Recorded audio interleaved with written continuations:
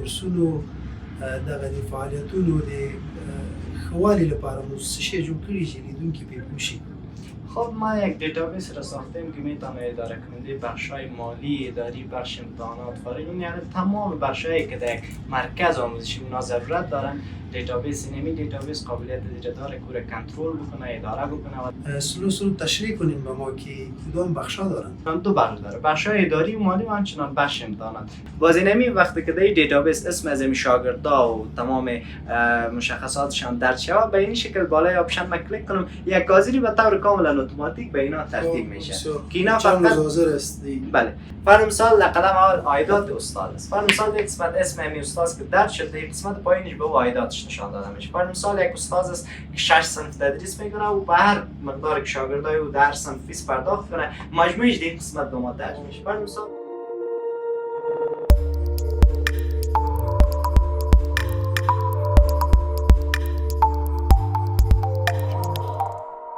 د ماهیپر میډیا خوږو لیدونکو سلامونه، په دې هیله چې روغ او جوړ به یاست.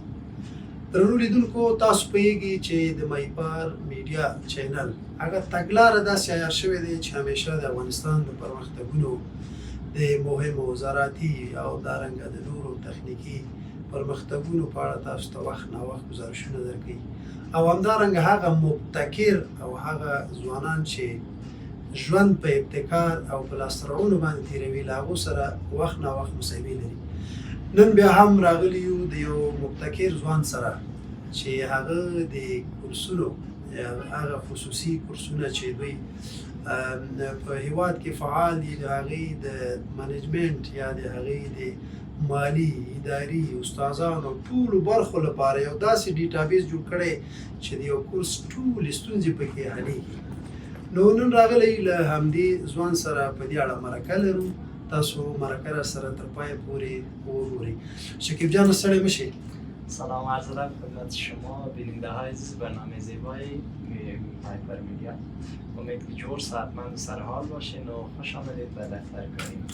تشکر. من اسم شما رو گرفتم به معنی که یک دفعه دیگه هم همراه شما یک برنامه داشتم. اگر بازم به بیننده ها یک تعارف خود کنین بسیار خوب میشه. خب من احمد شکیب عزیزی هستم، متعلم صنف 11 مکتب و همچنان تدریس میکنم بخشای CIT و همچنان DIT در یکی از مراکز آموزشی شهر کابل. یعنی شکیب جان تر اوسه د مکتب متعلمي؟ ښه، ډېره ښه دی. ما که څه هم په خبرو کې یادونه د دې وکړه، د کورسونو لپاره همیشه دا ستونزه موجوده وه، خلک به له مشکلاتو سره مخ وو. تاسو حتمي دا موضوع درک کړې دی. د کورسونو دغه د فعالیتونو د ښه والي لپاره مو څه شی جوړ کړي چې لیدونکي پرې پوه شي؟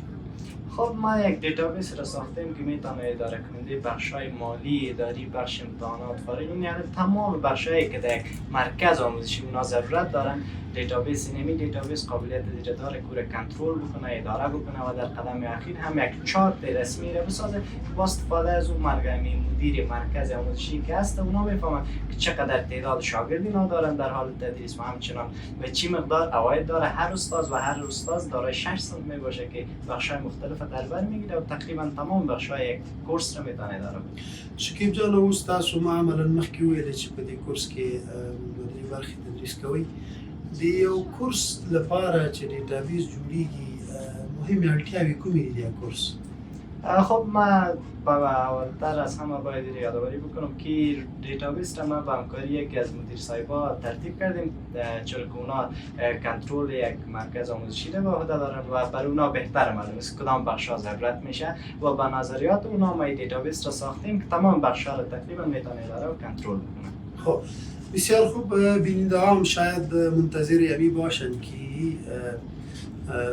برنامه چه رقمی دیتابیس است. بیم شکیب جان کمی را سلو تشریح کنیم به ما که کدام بخشا دارن؟ بسیار خوب.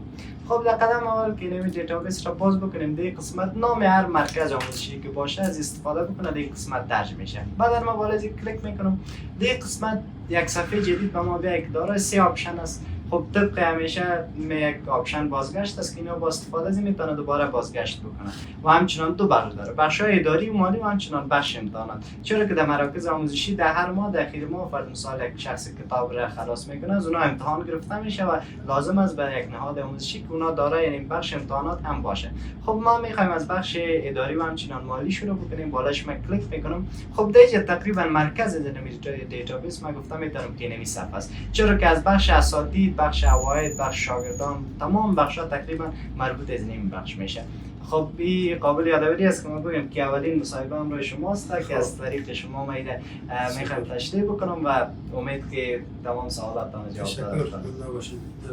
خب در قدم اول یک آپشن داریم به نام اساتید. بالش ما کلیک بکنم دیگه تمام فرض مثال اساتیدی که در مرکز آموزشی ما تدریس میکنه باز میشه و میشه که معلوماتش درج بکنیم. فرض مثال اسم، تخصص، تمام اون معلوماتی که از یک استاد ضرورت است در یک نهاد آموزشی. دوباره در قسمت هم بازگشت داریم، همچنان بخش معاشات و مصارف است که میتونیم از هر دو آپشن استفاده بکنیم بنا به ضرورت ما. فرض مثال ما بالای بازگشت کلیک میکنیم. در قسمت عواید ماهانه است و به شکل و همچنان فرمولای کار شده است. فرض مثال در این دیتابیس که ما فرمولای را استفاده کردیم شاید بعضیا به یک مشکل بر بخورن، باز در قسمت اینا میشه از تمام از این آپشن استفاده کنم و فرمولایی که در این دیتابیس استفاده شده را اونا یک بار بازبینی بکنم. و همچنان فرض مثال فرمولای مختلف از در برنامه اکسل ضرورت میشه. فرض فرمول سم است، کانت است و فرمولای خیلی زیاد است. فرض مثال در قسمت اساسنامه است که مربوط میشه به معلومات خود یک نهاد آموزشی. فرض مثال بخش‌های مختلف در بر میگیره از شروع قرارداد و همچنان تمام بخش‌ها مربوط به بخش اساسنامه علمی مرکز میشه. همچنان بخش مراجعین است. شما میفهمید که فعلا در تمام نهادهای آموزشی شاگردان مراجعه میکنه، اساتید مراجعه میکنه، یعنی بخش‌های مختلف که اینا باز در قسمت میشه که از بخش مراجعین شاگردان در قسمت معلوماتشان درج شده و همچنان بخش اخیر مراجعین بخش اساتید است. هم بخش شاگردان یک بخش داره و همچنان اساتید بخش مراجعین کسی که میخواد در کورس داخله کنه مردم است. ولی کسایی که فرض مثال میایند و از بخش‌های مختلف معلومات میگیرن و بخش در فرض مثال میخوان که در وجه دست بله به مشکل باز در قسمت معلومات اونا گرفته میشه، درج میشه. هر زمان که فرض مثال یک صنف جدید شروع میشه باز به اینا اطلاع داده میشه از طریق از این آپشن که اونا باز بیاین و به درست خود ادامه بدن. و همچنان بخش مراجعین اساتید از در نهاد آموزشی طبعا اساتید مراجعه میکنن درخواست تقاضای کار بله. باز این قسمت با استفاده از این آپشن میشه که معلومات از امور همراه با شماره تماس بخشا تمام بخشا این قسمت درج شه و بعدا بنا به ضرورت نهاد آموزشی باز اونها همراه از این استاد به تماس شوند و میشه به خاطر کار. دوباره در قسمت من بازگشت میکنم. در قسمت اصلی پایگاه اطلاعات که استاده یه فرد مثال فعلا انمی دیتابیس میتونه تقریبا تا استاد رو سپورت بکنه. باز بنا به ضرورت اینا میشه که آپشن های زیر بیشتر بکنن و هر چقدر استاد که تدریس میکنن باز اینا میتونن آپشن بر خاطرشان اضافه بکنن. در قسمت فرد مثال ما فعلا استاد 1 2 3 زدیم چرا که نام اساتید مشخص نیست. باز اونا میتونن نام زیر تغییر بدن و مشخص بسازنش. من بالش کلیک میکنم. هر استاد داره 6 صنف است. باز اونا بازم بنا بر ضرورت خود میتونه که تعداد صنف‌ها را از 6 صنف 8 صنف و 10 صنف هم زیادتر بکنه. خب معمولا یک استاد میتونه در یک روز تقریبا 6 صنف تدریس بکنه. بالا از این من کلیک میکنم در قسمت تایم است یعنی 6 صنف. فرض مثال من اسم را که اسم خودم از در قسمت درج کردیم قبلا. فرض مثال اسم از تخلص از ولد از آیدی از باقیات از فیس ماهوار کتاب چپتر تمام این بخش‌ها و همچنان در قدم اخیر هم شماره تماس است که از شاگردان در قسمت درج میشه.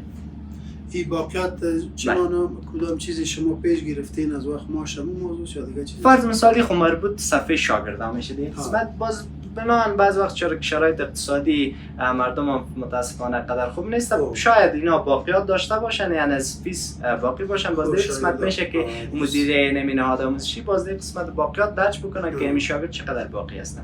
باز یک خوبی دیگه که دیتابیس داره فرض مثال در قسمت ما اسم یک شاگرد دیگه هم درج میکنم به این شکل و در قسمت ما یک آپشن داریم حاضری. در تمام نهادهای آموزشی اونا لازم است که یک حاضری داشته باشن. باز روی حاضری اینا بفهمن که شاگردایشان حاضر است و یا غیر حاضر.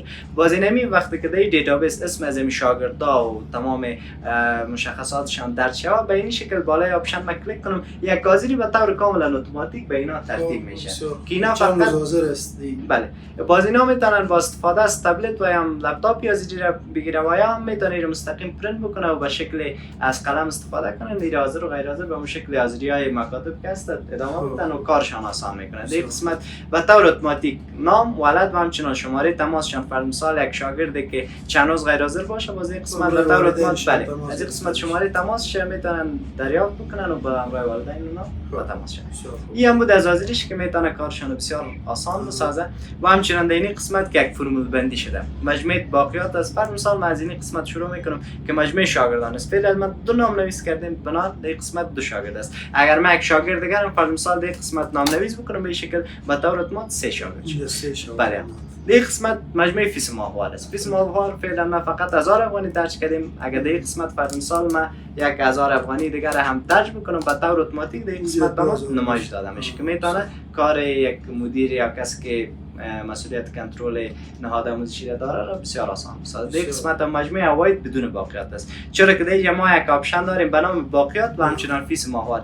تمام این چقدر پول فرض مثال مقداری که شاگردا باقی از در قسمت نمایش داده میشه و همچنان مجموعه باقیات که به هر اندازه که تمام شاگردان در صنف باقی باشه در قسمت نمایش داده میشه و همچنان مجموعه پول کتاب چپتر چرا که نهادهای آموزشی فعلا یک چپتر و همچنان کتاب هم دارن در قسمت میشه کوره درج بکنن و مجموعه دریافت بکنن و مجموعه نهایی فرض مثال مجموعه نهایی مربوط میشه به کتاب چپتر فیس ماهوار و همچنان اون باقیات که به طور مجموعی در قسمت به ما درج میشه. کی مربوط یک صنف است. از یک شاگرد مجموعه باقیاتش معلوم میشه. از همین تمام از این صنف شاگردای صنف در قسمت معلوم میشه. درست است. و همچنان در قسمت سابجکت اونم فرض مثال در کورس ها فعلا شما میفهمید که انگلیسی تدریس میشه، کامپیوتر تدریس میشه، بخشای مختلف است. باز در قسمت میشه که عنوانش درج شه و همچنان در قسمت تایم هم میشه و تایم فرض مثال هر تایمی که باشه در قسمت درج شه و کارشون راحت بشه. دوباره ما بازگشت میکنم تمام این صنفا فرض مثال در استادانی پروسش است. به یک پروسه است. فرض مثال باز میشه که اونها اضافه هم بکنم همشن. ما میایم در قسمت عایدات که مهمترین بخش هم به نظر من در یک نهاد آموزشی بخش عایدات است که فوکس بالای از بیشتر است. فرض مثال در قسمت هم به خاطر که ما راهنمای و اساتید رو مشخص نساختیم بنان به اون منوالی که قبلا پیش رفتیم استاد یک دو سه که باز بعد نامش راهنمای اساتید رو مشخص بسازه. فرض مثال در قدم اول عایدات استاد است. فرض مثال در قسمت اسم همین استاد که درج شده در قسمت پایینش به عایداتش نشان داده میشه. فرض مثال یک استاد است که 6 صنف تدریس میکنه و به هر مقداری که شاگردای او در صنف فیس پرداخت کنه مجموعش در قسمت به ما درج میشه. فرض مثال یک استادی که ما دارم با استفاده از دیتابیس میفهمم که چقدر عاید تمام صنف‌های زمین استاد به ما داره که بعد اون میشه در این مجموعه عاید به اداره معلوم میشه. بله 1000 استاد باشه جدا کنه. و همچنین در قسمت دیگه که شما میبینید مجموعه شاگردان استاد است. فرض مثال یک استاد که تدریس میکنه و همچنین در قسمت مجموعه عوایدش است باز در قسمت مجموعه شاگرداش است. فرض مثال این استادی که قدر عاید داره چند شاگرد داره چقدر تدریس میکنه باز در قسمت درج میشه و اینی هم مربوط میشه به شکل مجموعه است. فرض مثال مجموعه شاگردان است در این نهاد آموزشی تعلیمی که من فعلا دارم و چی مقدار شاگرد در حال آموزش هستند باز در قسمت به من درج میشه مجموعه شاگردان به طور عمومی تمام اساتید در قسمت درج میشه و همچنان مجموعه فیس ماهوار شاگردان است که در برگردونی تمام اساتید و تمام صنف‌ها و تمام بخش‌ها میشه. و همچنین یک آپشن دیگه که هست مجموعه تمام عواید شامل فیس کتاب چپتر یعنی به طور مجموعی باز هم در قسمت مربوط این بخش‌های فیس و کتاب چپتر میشه که درج میشه و همچنان مجموعه باقیات است که در این آپشن به ما در این خانه درج میشه که چقدر تمام شاگردا باقیات است یعنی یک با استفاده از دیتابیس فرض مثال مدیر یا کسی کنترل اداره را به عهده داره میفهمه که چقدر پول اینا بالای شاگردا در صنف هستند به طور مجموعی و همچنان مجموعه پول کتاب چپتر است که در قسمت فرض مثال یک خب بخش فیس ماهوار شد و همچنان یکی بخش قرطاسیه شد که باز بخش قرطاسیه شامل کتاب چپتر میشه که در هیچ جا به شکل مجموعی میرسه و همچنان مجموعه نهایی درآمد شامل تمام بخشا میشه که در آپشن آخر در قسمت به ما نمایش داده میشه که فعلا فقط 2650 است که ما به این مقدار در یک صنف نام نویسی کرده. بالکل میشه در اینجا یک استاد مطابق عواید خود ارزیابی ها میشه. بله که این استاد با کورس چقدر موثر است و چقدر مفید است. شکر دیگه بخشش و با استفاده از این میتونن که فیصدی یا معاش استاد را هم اینا مد نظر بگیریم که استاد چقدر شاگرد داره و چقدر معاش بهش داره. و همچنان یک آپشن دیگه هم وجود داره که بالای از این کلیک بکنم فرض مثال استاد یک دوباره این صفحه هم با ما میاد میتونه کارشان آسان بسازه از بخش اول مستقیم وارد صفحه یک استاد هم اینا میتونن شن با استفاده از این آپشن ها. دیگه بخش عمومی از دیگه به شکلی است که اول وقتی که من دیتابیس را می ساختم تصمیم نداشتم که صفحه را ما یعنی به شکل بانم که تمام مردم بهش دسترسی داشته باشه کسی که اداره مرکز را به عهده داره. بعدن بازی را من خواستم به شکل عیار بکنم که صنفوار است. فرض مثال یک استاد داره 6 صنف است، در قسمت دانه دانه به اون مدیر مشخص میشه، در کسی که اداره را به عهده داره باز در قسمت به شکل صنفوار به اون نمایش داده میشه. باز بعدن در قسمت به شکل مجموعی جمع شده که از اینجا انتقال میکنه به بخش عایدات که میتونه از صفحه هم استفاده بکنن در هنگام ضرورت، اما قدر لازم نیست. دوباره من بازگشت میکنم در قسمت معاشات و مصارف است. فرض مثال دو قسمت خب ما دیدیم که یک نهاد آموزشی اونا عواید داره، اما در قسمت پس مصارفش را هم مورد ارزیابی باید قرار بگیره. خب اول مجموعه اساتید است. فرض مثال کسی که میخواد ببینه چقدر استاد درس میده مشغول تدریس هستند در این نهاد آموزشی، مجموعه معاششان است. خب در اون صفحه خب ما دیدیم که چقدر اینا عواید داره، پس چقدرش اینا معاش پرداخت میکنه. در قسمت جمع میشه و معلومات اساتید درج میشه. فرض مثال اسم استاد است و مقدار معاش است. تا بازینی قسمت مربوط کرایه میشه که تاریخ است، یعنی کدام ما باقیات از کرایه اینا باقیات داره، مقدار کرایه است به چی مقدار پرداخت میکنه و اینی بخشایش است که ان شاء الله در آینده تکمیل میشه و میتونه که بخشای دیگه در بر بگیره. و همچنین در قسمت مجموعه کرایه است، چقدر کرایه که پرداخت میکنه در قسمت جمع میشه. باقیاتش است، چقدر باقیات از کرایه داره و همچنین کرایه و باقیات که به شکل مجموعی در قسمت درج میشه. این هم بود از بخش معاشات و همچنین مصارف.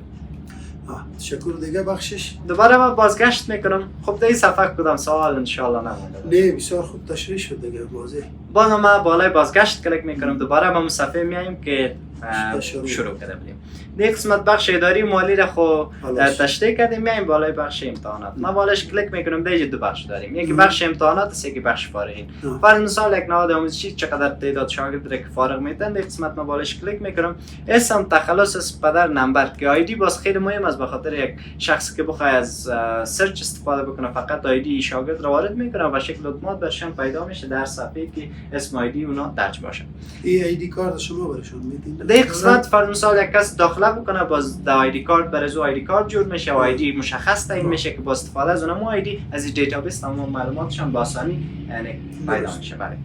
در قسمت هم بخش است. فرض مثال از کامپیوتر شاگرد فارغ شده، از بخش انگلیسی فارغ شده، بخشش درج میشه. تاریخ داخله یعنی شاگرد که فعلا فارغ شده در کدام تاریخ داخله کرده بود و همچنان تاریخ فراغت که در کدام تاریخ که اینا ختم میکنن و همچنان دریافت سند. باز یک دانه کوئسچن مارک ما برش نظر گرفتیم که میشه با بله و نکر استفاده که باز استفاده از میفهمن که شاگرد سند خود دریافت کرده یعنی. و همچنین شماره تماس، چرا که فعلا شما میفهمن که یکی از مهمترین چیز شماره های تماس می باشه. باز فرض مثال سند از شاگرد وقتی که آماده باشه با استفاده از این آپشن میتونن باش به تماس شن و بیان سند خود دریافت کنن. این هم بود مربوط به بخش فارغین. دو تا آپشن در قسمت از بازگشت از بخش امتحانات. این بخش امتحانات هم این آپشن مربوطش میشه و همچنین اگر من نخوایم از قسمت وارد شم میتونم مستقیم از صفحه فارغین وارد بخش امتحانات هم شم که در اینجا بازم دوباره یک آپشن داریم بخش فارغین. میتونم که از اون آپشن هم استفاده کنم یا از صفحه بخش امتحانات مستقیما وارد صفحه بخش فارغین شم. بله. در قسمت فرض مثال هر ماه یک شاگرد فرض مثال کتاب به شکل ماهوار اگه باشه اونا یک کتاب را وقتی امتحان میدن در قسمت فرض مثال تاریخ امتحان درج میشه و همچنان خود کتاب فرض مثال هر کتاب هر سیستمی که باشه و همچنان نتیجهش کامیاب شد ناکام شد یا به چی مقدار نمره دریافت کردن. به همین شکل تقریبا 24 کتاب را من برش مد نظر گرفتیم. باز میشه بعض نهادهای آموزشی تقریبا 12 کتاب داره. خب یک شاگرد اگر ناکام هم بونه میشه باز آپشن‌های اضافی وجود داره استفاده بکنه. کدام سوال خون ان شاء الله در این صفحه؟ نه واضح است ان شاء الله. بسیار. دوباره بالای بازگشت کلیک میکنم. در این قسمت هم که تشریح شد بازگشت میکنم و همچنان بازگشت.